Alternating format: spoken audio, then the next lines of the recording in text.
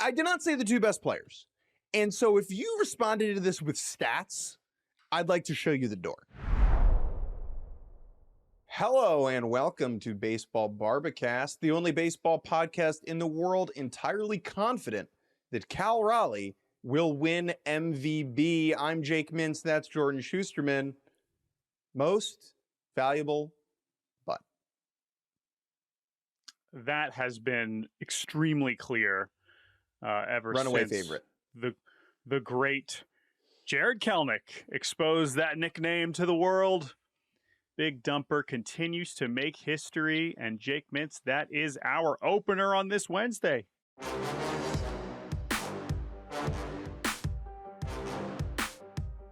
Last night, Tuesday evening, at the K in Kansas City, Missouri, during a Mariners drubbing of the Kansas City Royals, Cal Raleigh made history once again, clobbering home runs number 55 and 56 of his sensational season. Number 55, a moonshot pull job down the right field line from the left side of the plate. And then number 56 was one of my favorite Raleigh homers of the year, a laser beam to dead center that improbably snuck over the outfield wall. Those home runs gave him the record. The first home run gave him the record, the most by a switch hitter in a single season in MLB history. And the second home run tied him with a gentleman by the name of Ken Griffey Jr., that is Ken Griffey Sr.'s boy, most by a Seattle Mariner in a single season. Let's go one record at a time here. I actually want to start with the Mariners record. Ken Griffey Jr., good player. He had a decent little career there with the Mariners in the 90s. Ken Griffey Jr. actually hit 56 home runs in consecutive seasons. So that is not just a one-time affair, as he hit 56 in 97 and 98. What is compelling Not to a me one-hit about wonder. that record is, I would say it was 630 homer wonder, Ken Griffey Jr. Is, again, this is not like, I'm not saying Ken Griffey Jr. was a fraud, but one thing that I've been thinking about with this record is the Kingdome as a factor, as a park factor. And I'm honestly still in the process of digging into this and asking around about this. But that is another part of this story, is Cal Raleigh having this season in a ballpark that is not particularly hitter friendly. Now, again, Ken Griffey Jr., it's not like he didn't have crazy power and isn't one of the greatest home run hitters ever. But that is a difference. When we're talking about a franchise record, that is a distinction between the seasons that those two players had. Either way, regardless, whether Cal had tied him, passed him, didn't get quite there or not, let's get back to the even more outrageous record, which is the switch hitting record held by Mickey Mantle, 54 home runs. And I do want to dig on this one too, and we'll bring it back to MVP, because don't worry, we're professional baseball podcasters. It's not like we're not going to have an MVP debate here. It's where the money's at. That's what we do. Don't worry, we get it. But I have been thinking, we had a great email from Jesse on Monday asking us, like, why are people caring about this more than the ones with the bigger numbers, right? Whether it's the American League one, whether it is the Ken Griffey Jr. record. And I basically said, like, well, because switch hitting is rare and it's hard. And for Mickey Mantle's record to have stood this long is amazing in and of itself. Before we get to Cal Raleigh, like, we had, first of all, like, Mickey Mantle was, I wrote a very long piece about kind of the history of switch hitting in 2022, and when we were at Fox Sports, and that was inspired in part by an interesting trend that we kind of had in baseball, where we had a couple switch hitters that were coming up that were really impressive. That was Adley Rutschman, that was Wander Franco, but of course, Jose Ramirez still in his prime. But then we also had a story where Cedric Mullins had ditched switch hitting. And at that point, I was wondering, is this going to be something we see more guys do because they're so much worse from one side that they just start focusing on one side over the other? That really hasn't happened. I'm not sure we've seen almost anybody else really do that besides Mullins. But I just wanted to bring that up because the history of switch hitting is very interesting. But go ahead. So there are only, actually, I want you to guess, how many qualified switch hitters are there this season in the major leagues? Or did you already look at this? I did look at this because I wanted to check the updated numbers. But to tell folks, and then I will give kind of the context of where that number sits historically. There are 15 qualified hitters. I'm just going to fly through them. Cal Raleigh, Ketel Marte, Geraldo Perdomo, Jorge Polanco, Jose Ramirez, Francisco Lindor, Ian Happ, Ellie De La Cruz, Josh Bell, Brian Reynolds, Xavier Edwards, Ozzie Albies, Brooks Lee, Carlos Santana, and Luis Rengifo. Let's go back to Mickey Mantle, because what's so incredible about Mickey Mantle is that when Mickey Mantle was doing it, he was one of like 3 or 4 switch hitters. There was closer to 10 to 20 per season in the early part of the 20th century. None of these guys were hitting for power, obviously, but that's because nobody was hitting for power except for Babe Ruth. Then Mickey Mantle shows up and is just like this completely unfathomable thing, doing this from both sides of the plate, playing center field, one of the best players that the game has ever seen. It takes a while, though, for switch hitting to kind of become cool again. And then in the late 80s, we get up to 25% of the qualified hitters are switch hitters, which is astonishing. There was a couple Cardinals teams, that had like 5 or 6 guys in their lineup that were switch hitters. And again, we've seen like teams like Cleveland had versions of that recently. But then it still kind of goes back down. And then this century, we've had a bit of a resurgence, and we've had some really impressive switch hitting sluggers, right? That's what's different is the power element. We have Lance Berkman. We have Mark Teixeira. We have Chipper Jones. We have Carlos Beltran. And then we have Jose Ramirez. We start to have some of those. None of those guys breaks Mickey Mantle's record. The closest that we see is Lance Berkman in 2006 with 45. And then last year, Anthony Santander with 44. We were kind of talking about this last year. But now here comes Cal Raleigh after a few 30-homer seasons, and he just blasts all the way past him as a catcher. And it's amazing. It is an incredible thing. And part of the reason why he's able to do it is part of his switch hitting story, that he got so much better right-handed. He was not a threat from the right side of the plate really until the second half of last year. Now he's got 21 homers righty and over 30 lefty. It is unbelievable, and that is why the switch hitting element is so important, and why it is remarkable that Mickey Mantle's record stood as long as it did. And then the last thing about Mickey Mantle's record that is so amazing, before I send it back to you and we open it up to the even bigger record, is that was the same season as Roger Maris. He 1961 Yankees had both of these records at the same time, and they didn't know that those records were going to stand for another half century. But that is a pretty remarkable thing to happen for both of those records to happen in the same year, and then to stand for as long as they did, from 1961 all the way into the 2020s. So there's my switch hitting kind of rant. But what else are you thinking about with Cal Raleigh right now? I'm thinking about Mickey Mantle still. I actually just started reading The Last Boy, the Mickey Mantle biography by Jane Levy. It is freaking awesome.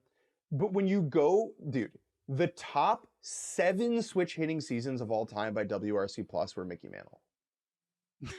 Like, I know I'm not good, Mickey Mantle, good player. Yeah.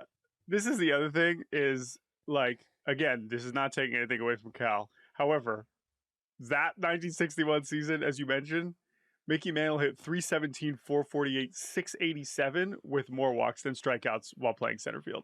So, like, again, yes, Cal has now passed him in home runs, but honestly, that's maybe a good transition back to Aaron Judge, right? Because there are a lot of Yankees fans out there, whether they're defending Mickey Mantle's legacy or Aaron Judge's legacy and honor. They're saying, well, what about Cal Raleigh? He just hits home runs. I mean, look at the rest of the batting line. Aaron Judge is way ahead of him. And while it is true that Aaron Judge's offensive line is way ahead of him, I think this is where we mentioned that there's other parts of baseball. And Cal Raleigh is certainly doing a lot more than just hitting home runs. Yes. And that would be catching over 1,000 innings. Let me say this. When we talk about this, okay, we're not arguing. This is not a presidential debate. We are not criticizing the detriments of one candidate while championing the other. Okay, these are the 2 best players in the American League this season, right? And so what I would hope is there's no basis for fraudulence. Okay, no one is Mickey Mousing it. Okay, these are the best players. So when we make these arguments, and I would encourage people to do so as well, we are not critiquing as much as we are lifting up. And that is what I will say. Aaron Judge hit 62 home runs in a season a couple of years ago to break the American League record. I feel comfortable saying that if Cal Raleigh breaks that record, I feel like he's got to win the MVP. Okay? Yeah, I know that Aaron Judge is a better hitter. We can all agree. I even think Cal Raleigh would say that. Okay? I think Dan Wilson the Mariners skipper would say that. Aaron Judge is the best hitter in the world. He is so much better than everyone else to a comical degree. I believe, these stats are always fun to do. Like the OPS difference between Judge and Raleigh is the same as like Raleigh and, Bryce Terang or, Andy Pajes. Like there's always one of those floating around. That's fun. We can all, do you agree? Is that something we can come together on? Absolutely. No notes. Okay. However, I think some people are maybe underrating catching. Are underrating catching from both a physical perspective and a time management perspective. Okay. And I think the time management piece is even more important when you consider that Cal Raleigh is a switch hitter. He has twice as many swings he needs to stay up to date on, and less time than anybody to do that because he is handling the pitching staff. And I don't have a vote. And if I did, I would vote for Cal Raleigh. Not because of voter fatigue and not because Aaron Judge isn't better as a hitter. I would rather have Aaron Judge next season and the year after that. I think Aaron Judge is a better player than Cal Raleigh. I think Cal Raleigh has had the better season, the more remarkable season. I don't want to get into a debate about the definition of the word valuable here on this podcast. I think we're above that, maybe not. I just believe that what Cal Raleigh has done is historic and deserves recognition and celebration.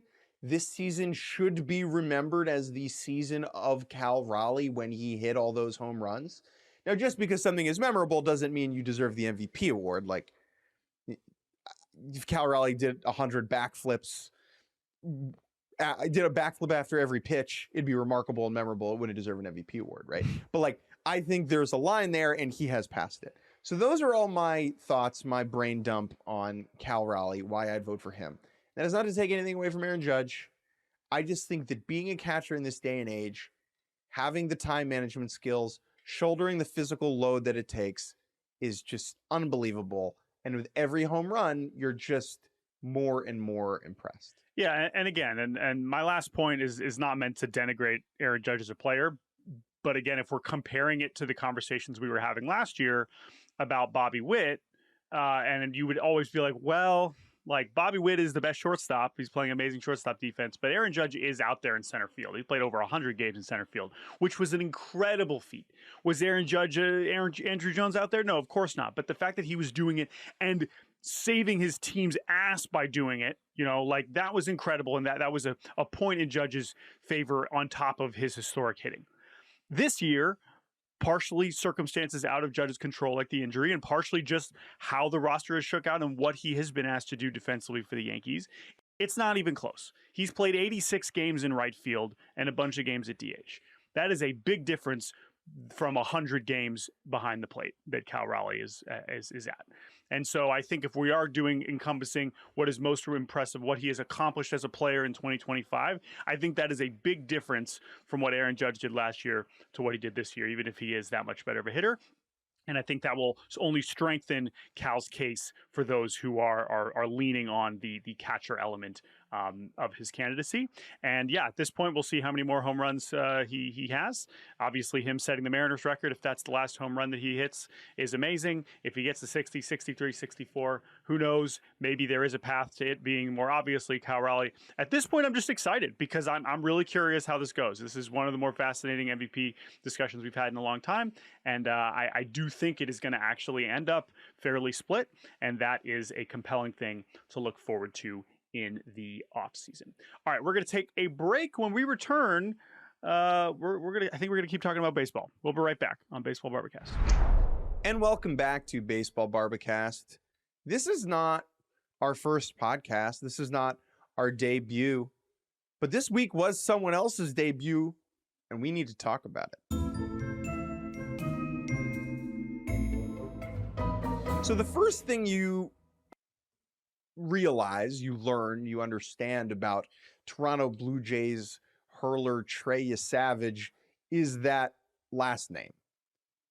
There are not, most people don't know a Yesavage, right? No one's like, oh, I'm going over to the Yesavages.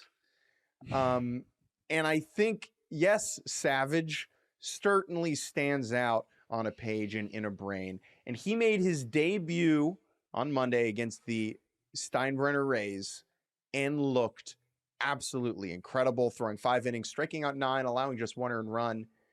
Jordan, who is this gentleman? Why is he relevant for casuals for the rest of the season? Quickly on the name, because I totally agree with you. And as someone who, follows these players before they're even in professional baseball, you get to these names earlier than everybody else. But that is an important thing because you have more time to adjust to what is, I totally agree with you, just like an uncommon name.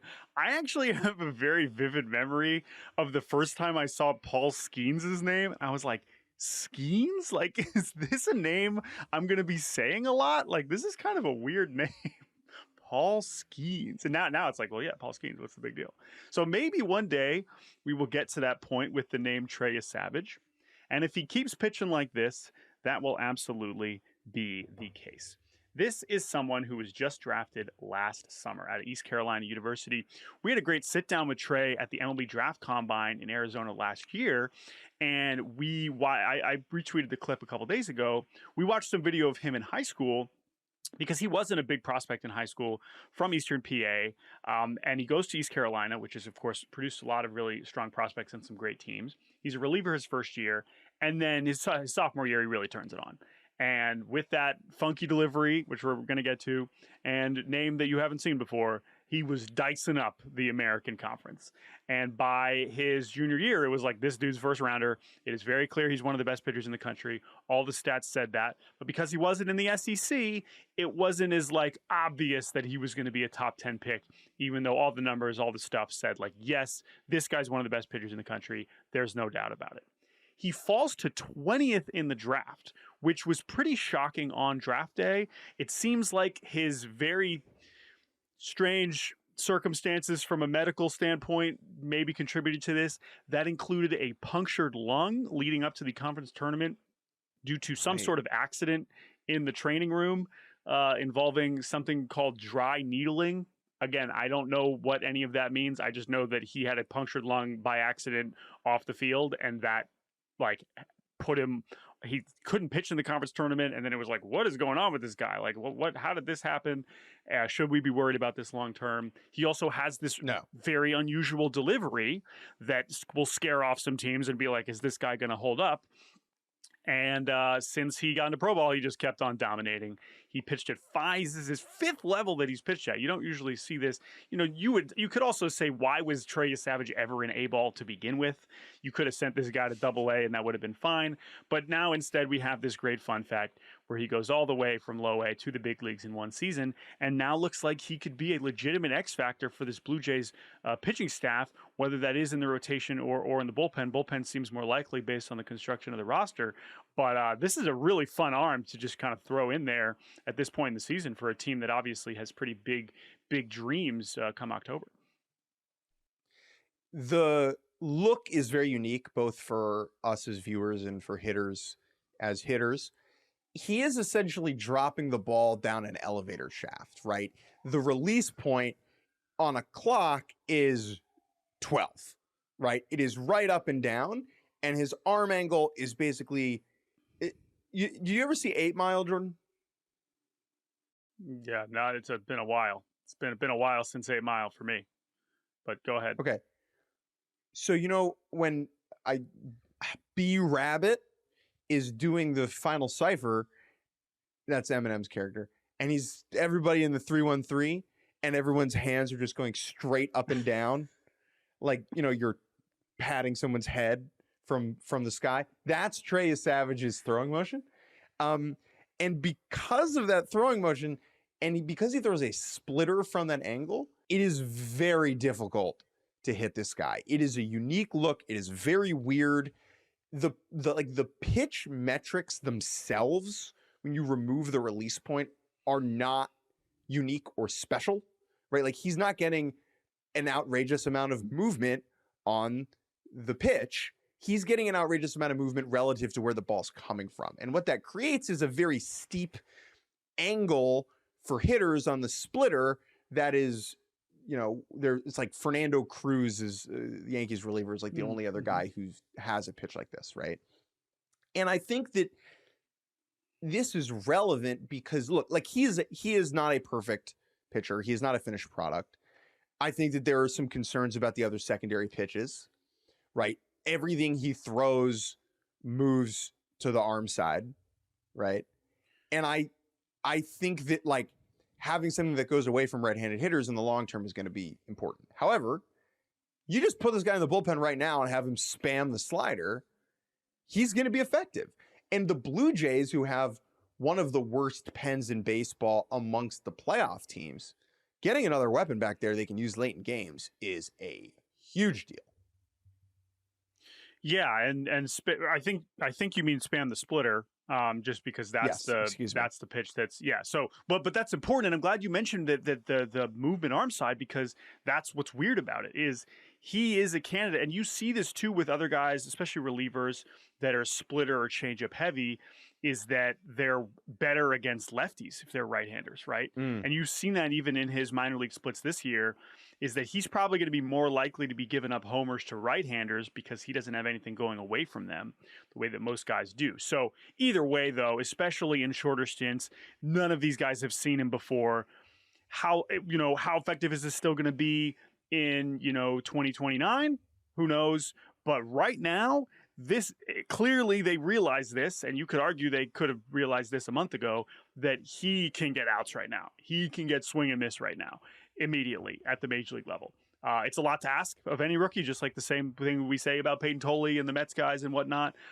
But this is a really fun pitcher to watch for anybody, and obviously could be a huge deal for Toronto. And how they do him, he did throw a couple relief outings in AAA before he got called up, and then obviously had this start in Tampa Bay. So whether they push him back in the bullpen before the end of the regular season, how exactly they manage that, how their rotation shakes out is already interesting. So again, I don't think it would just be for one inning. I mean, this is a guy that could really maybe bridge those middle innings if he has that workload up there. So really, really, really cool story.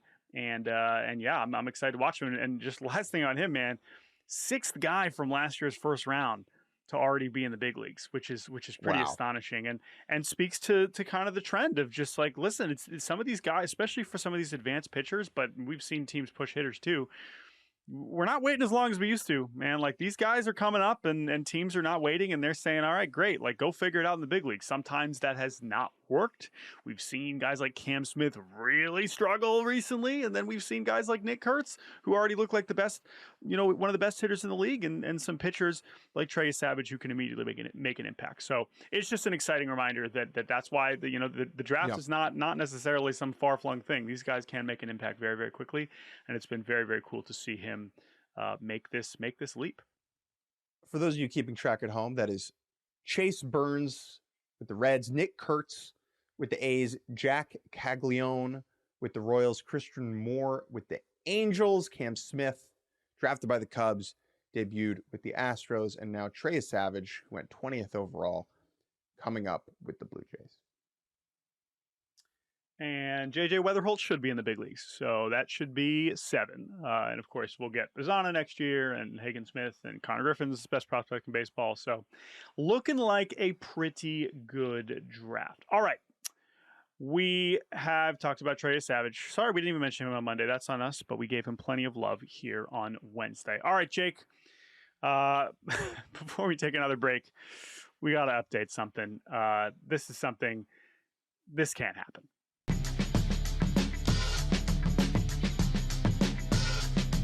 When I was a kid, my mom always said to me, Jake, you know what can't happen? I said, what, Mom? She said, if you're ever the manager of a big league ball club and you pen a letter in the style of a renowned, beloved broadcaster who has recently passed away, you cannot be unclear regarding the provenance, the origin of said letter. And I would say, Mom, what are you saying? Are you okay? You need to sit down.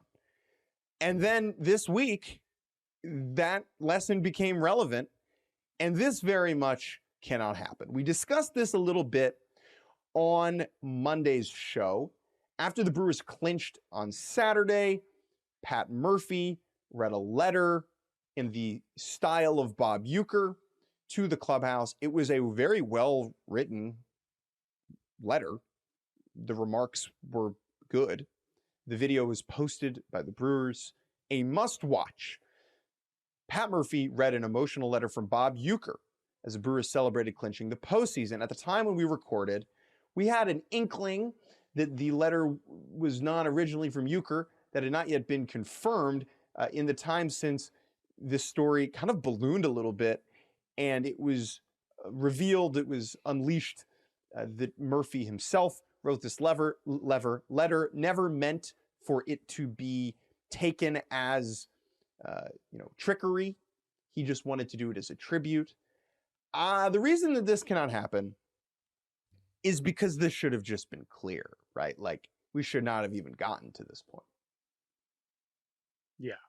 And I mean, listen, we were upfront. I mean, you listened to the pod. We were complimentary of the sentiments expressed and how Murphy was able to, again, convey the style of Uecker in his words.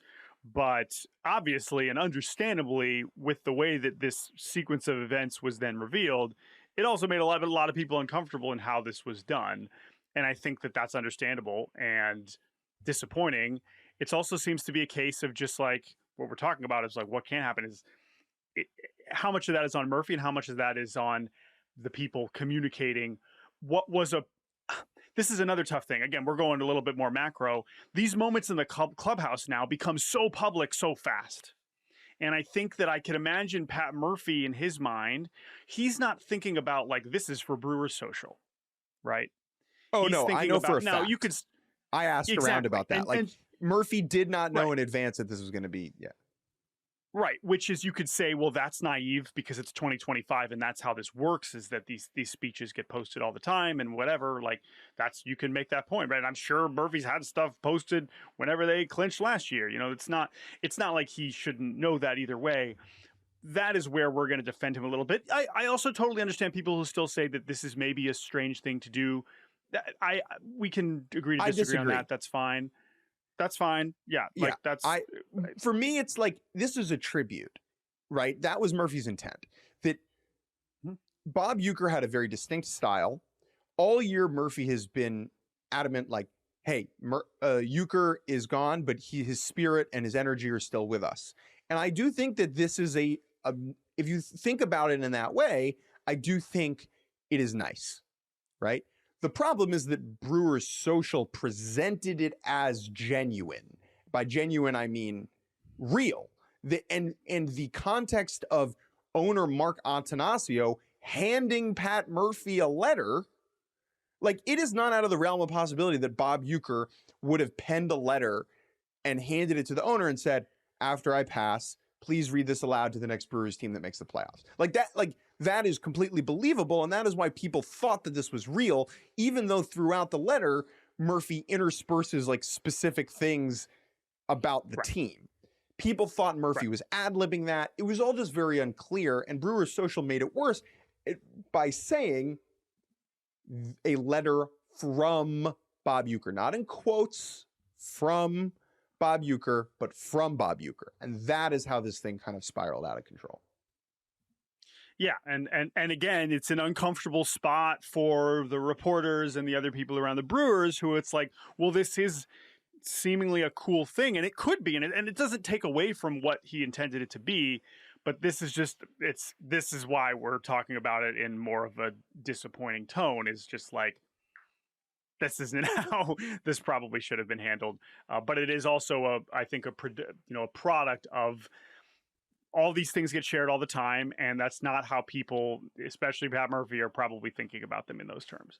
So he was thinking about it very much in a personal sense. It's not like Pat Murphy doesn't know Bob Uecker very well, right? I'm sure he's as capable of giving a fitting and appropriate tribute as anybody, but this probably was not the way to do it. So, yeah. That's the other thing. It's not as if, friend of the program, Caleb Durbin, who never played on the Brewers when Bob Uecker was alive, who didn't know Bob. Pat Murphy has been there for a decade, right? Like, if anybody's going to give a Bob Uecker tribute and have it feel genuine, like, it's Pat Murphy. Like, I'm totally fine with the act. It was the framing of it that fell short. Let's take a break. Yep. When we get back, I will offer an apology to Jordan. And welcome back to Baseball Barbacast. One of the byproducts of sharing a relatively popular baseball Twitter account with your friend and coworker is that multiple people are tweeting from the account. I can say this from experience.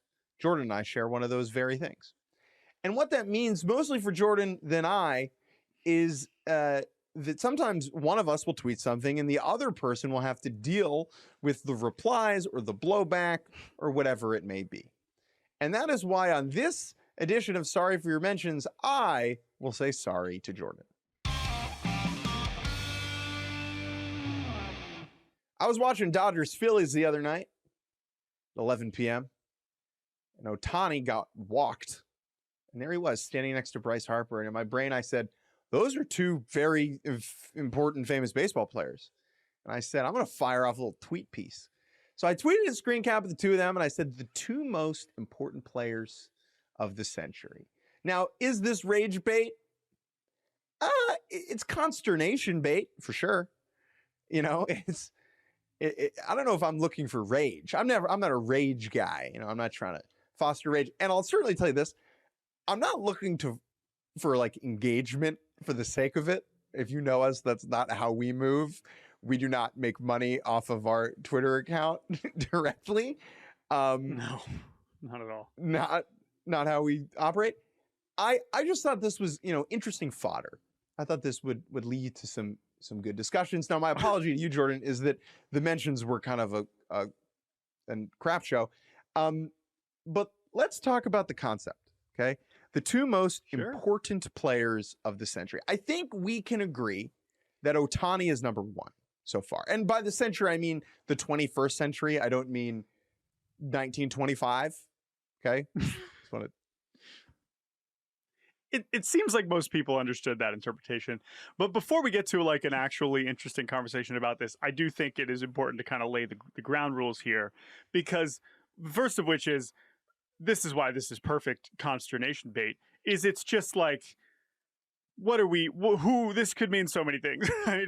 And what is very clear is that very quickly people were just like taking it to mean a lot of other things, which is fine. That's their interpretation. You tweeted 8 words and logged off and let Jordan Shusterman deal with it. So I went to bed, baby. I do like to think that you posted this and just closed the laptop and went to bed. Like, that's how I imagine, because I woke up to this tweet and I was like, what did Jake post? What's going on here? which doesn't happen as much as it used to, I will say. But this was a quite a treat. But I will say, like, let's do it. Let's engage in this conversation, because the concept of importance is already nebulous and allows for a lot of discussion. But I do want to focus on that part, because let's start here, because this was the majority of the discussion, or the majority of the mentions. And honestly, I was kind of heartened by this. The rigor with which people were quick to defend Mike Trout, like, honestly, like, made me happy. I agree. Like, that was like, you know what? Even amidst this first kind of troubling season for Mike Trout ever, we're still running to defend his honor as one of the greatest players of all time, which Absolutely. He is. Is he a better player than Bryce Harper? Hell freaking yeah, Absolutely. He is. Of course. Is he a first? Yes. Okay, so let's get back to the tweet. which is the two most important players of the century. Thank Give you. the case, because you did say it, whether it was flippant or not, whether it was consternation bait or not. We don't have to talk about Ohtani. We will talk about Ohtani after this segment, because holy crap, did he look good last night. But let's talk about Bryce Harper. Why did he inspire you to make this? Yeah. I did the flippant. See, I get to structure how I want to. Oh, sure. Okay. I did not say the two best players. And so if you responded to this with stats, I'd like to show you the door. Okay. You missed the point. That's just not what this is. Okay. There are many players, in fact, better than Bryce Harper over the last century. Like maybe 15 of them, 20 even, 25. Aaron Judge, way better than Bryce Harper. Same thing with Mike Trout. That's not what I'm saying here. I am trying to say the two players this century who've had the most impact on the sport, who have either changed the game, left a mark, left a legacy, been important. Now, I will identify my own enormous bias. Jordan and I are 3 years younger than Bryce. One of our first internet baseball memories is seeing him, boink balls off of the back wall at Tropicana Field. Remember that place? And we grew up in DC when he was coming up here. Like, Bryce Harper means a lot to us. And I think I have now spent a lot of time around him in Philly, and I just find him to be very important. And I'm willing to acknowledge that bias. Here are the players who I would consider in this conversation. Okay? We can go back and forth a little bit. Ichiro. Okay? Without Ichiro, there's no Ohtani. Now, Ohtani, I think, more important than Ichiro to a global superstar, all that stuff. But Ichiro in the conversation. I would put Big Papi in the conversation. Even though he did a lot of stuff in the 90s, I think Jeter needs a mention. Okay? I think given the steroid stuff and the home run record, so does Bonds. I know he has similar overlaps with Jeter. And I think Aaron Judge, as famous big Yankee who hits a lot of homers. Those are the players that immediately come to mind to me. I think trying to argue that Mike Trout is more important than Bryce Harper is preposterous, frankly. Yeah, and this brings also in, and I'm going to bring in some other names here. I think the candidates that you just laid out is good. Now, this is the other thing. I'm going to get to Mookie in a second. The cutoff here, which is just 2,000, because that's just what we're talking about, does obviously impact somewhat randomly some of these candidacies, right? Whereas, yes, like Barry Bonds, pretty important. But we know that the majority of his career happened before that cutoff line. So let's just focus on the because Ichiro's a great one, right? But this is why we got to mention, or I think we got to mention Pujols, Mookie Betts, Miguel Cabrera.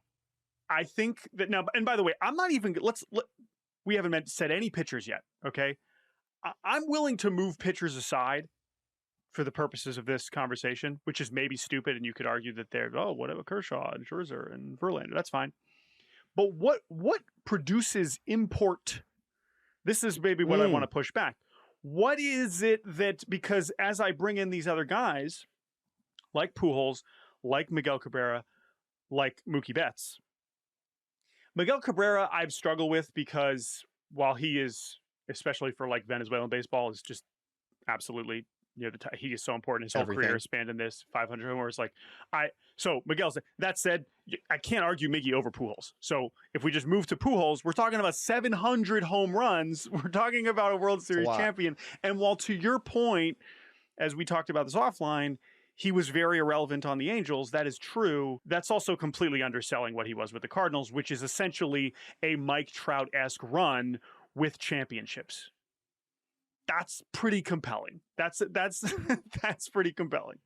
Now, all that said, Mookie Betts is one I do want to talk about more because I think that his combination of the teams that he played for, the championships he's won, the MVP that he won, that singular season in 2018, the combination of him and how good that Red Sox team was, one of the best teams of the 21st century for sure.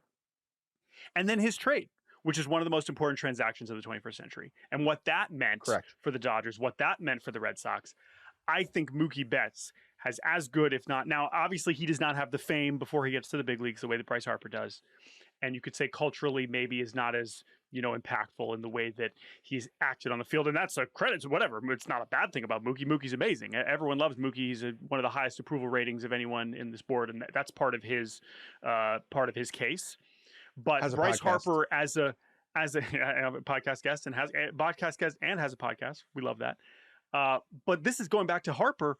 Him as a lightning rod for conversation about baseball is also part of this strengthening his case over the course of his career, the way that he's handled it. The fact that he has not won a World Series yet, the fact that his overall postseason resume, while a few high moments, is still way lower than some of these other guys.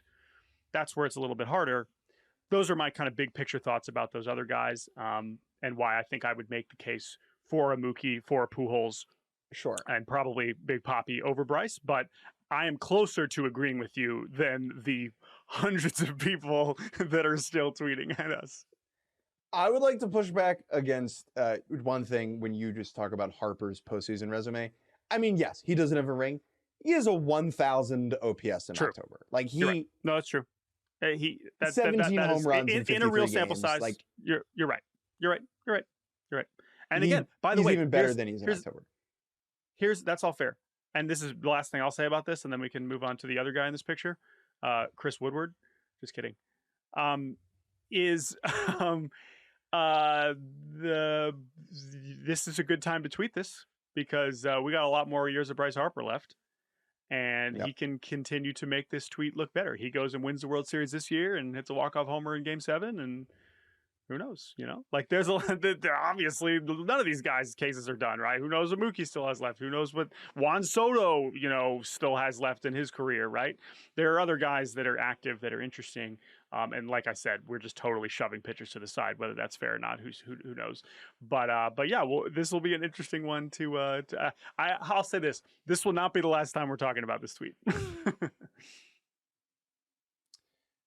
The one guy I want to spend a little bit more time on, and I think I want to stand on my business.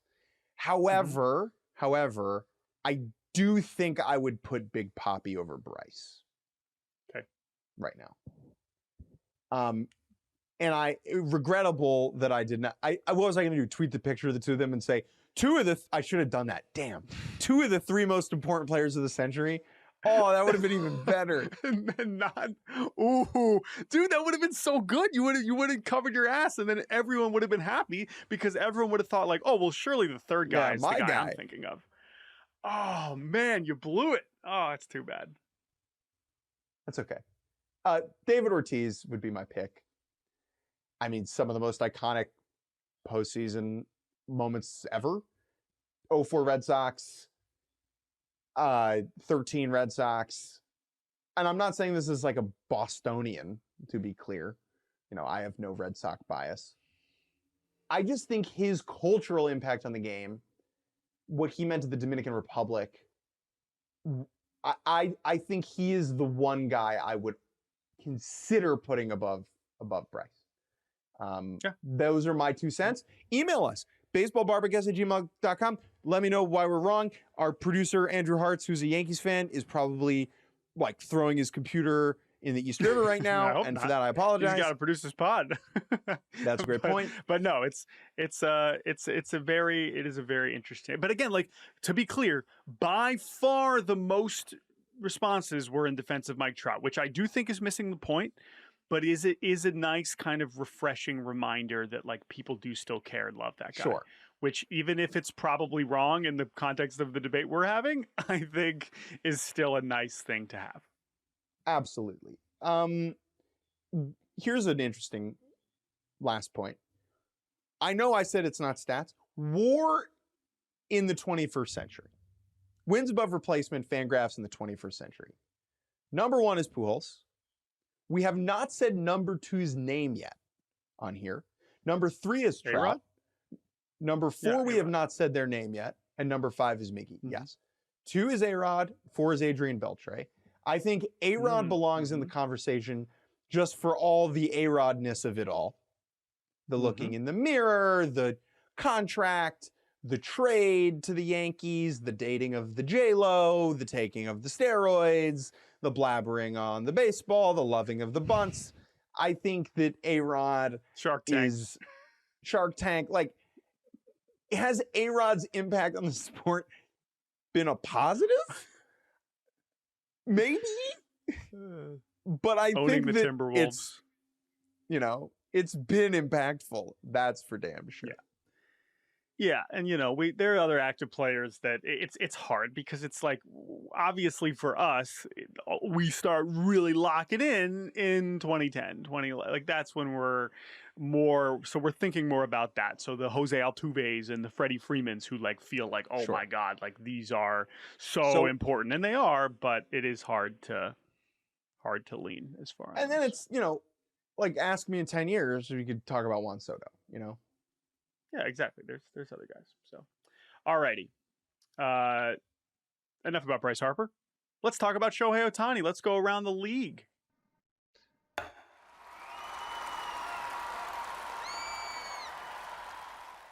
One of my favorite parts, actually, about the conversation we just had and about all the responses online is how few people were like, well, no, Shohei doesn't belong. You know, and you had some people being like, show gambler, or like fraud Tani, or, you know, he ruined the game with his betting. You know, you had a couple of those. But for the most part, it was, oh, yeah, like the guy who hits and pitches who, that's number one. Dude, it's been so great. And last night was, oh man. Okay, so he goes 5 no-hit innings last night.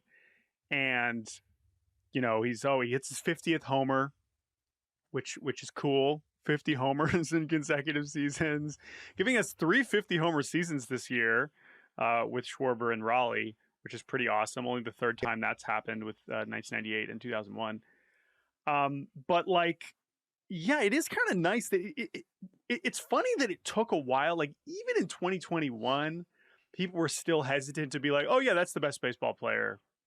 Like that's clearly the best baseball player, and probably the best baseball player ever if we're just talking about like what he's capable of. Now it's like, yeah, no, yep. We're watching it. He's the guy. That's the best we've ever seen. And when you watch him pitch last night, that's the one where it's like, that's the pitcher. Here's a good way to put it. That's the pitcher that made people want him to stop hitting.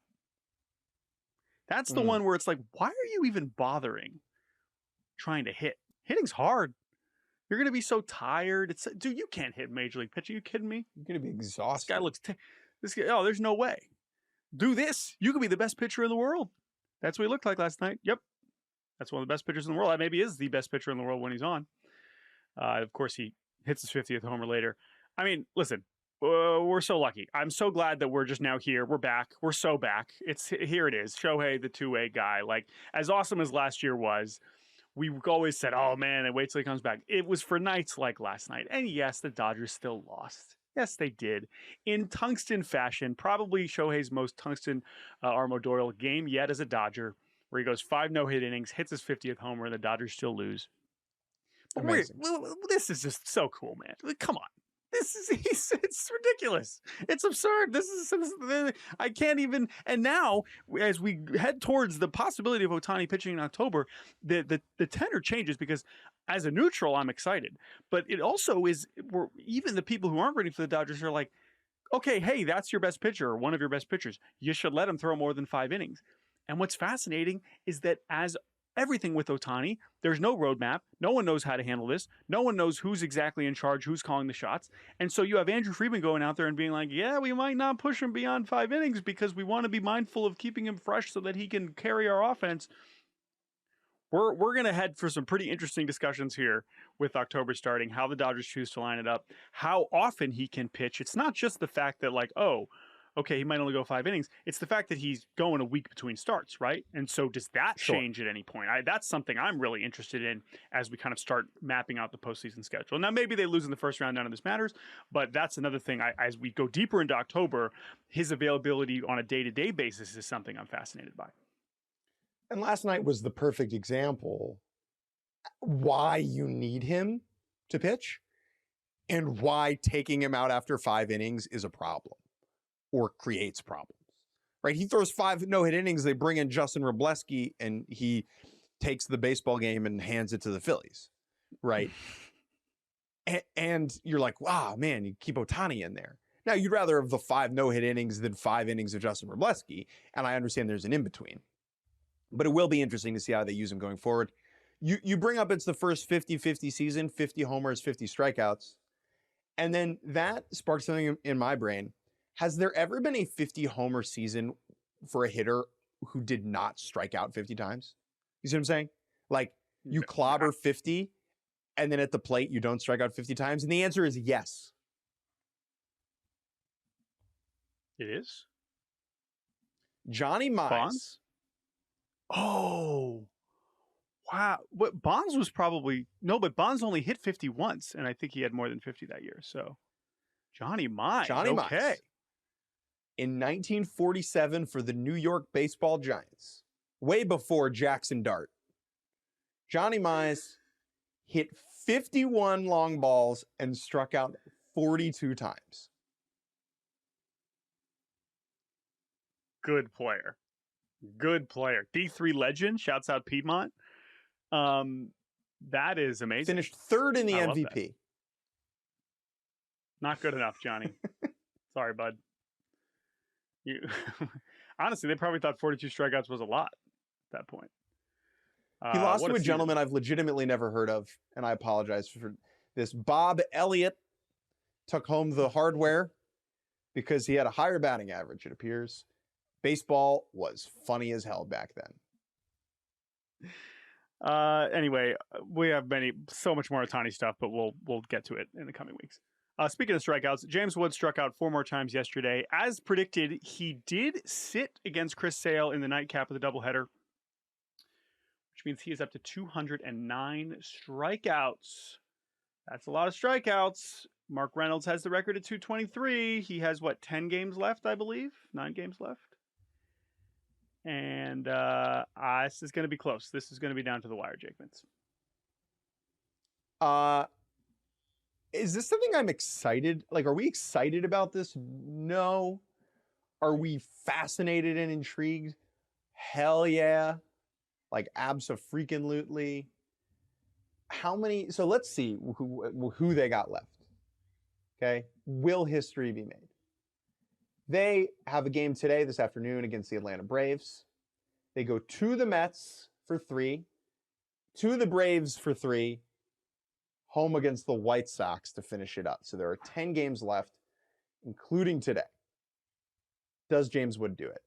Do they sit him on the final day of the season to avoid it? Also, the Nats the final day of the season is Salvadoran Heritage Day, which is cool. Oh. It's just a funny thing to do on the last day of the year. But whatever. That is a little bit strange. I agree with that. Yeah, man, this could be tough. This could be tough for him to avoid it.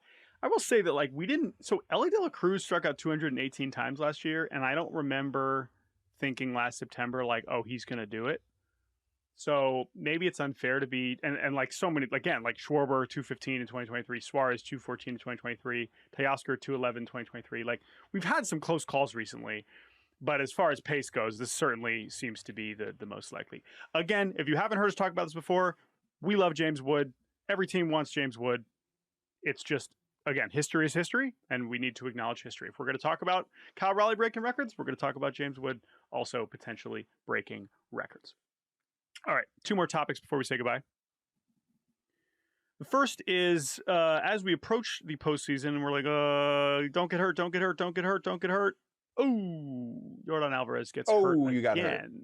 But let's start with Bo Bichette, because Bo Bichette is he's not going to play for the rest of the regular season. He has a knee sprain, I believe, from a collision at home plate against the Yankees. Kind of ugly. And it's kind of again, if you're the Blue Jays, you're trying to be optimistic. You don't want to be yes, he's out.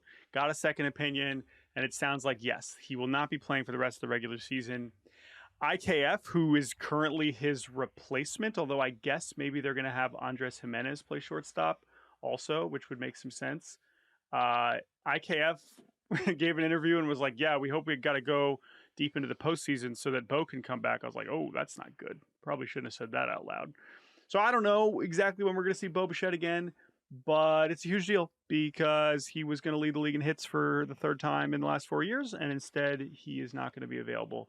And for a Blue Jays lineup that is certainly has had some big impressive breakouts from guys we weren't necessarily expecting, Bo Bichette is still someone that makes them go. And this is a really, really disappointing potential way for Bo Bichette's contract to end and for him to go into free agency. I'm fascinated to see how he returns, if he returns, because Bo Bichette is already one of the worst defensive shortstops in baseball, something that talking to people kind of lessens his free agency a little bit. Will he like just slot right in at short in his first game back? Will they put him at second? If they put him at second, do they move Andres Jimenez off of second? Do they DH him and put George Springer in the outfield? Like, there's a lot of moving parts. That's the question. That's the question. So Jimenez has played short for the last 5 games. Ernie Clement can also play short. IKF isn't really getting starts, but you could see him maybe late in game, depending on some defensive substitutions.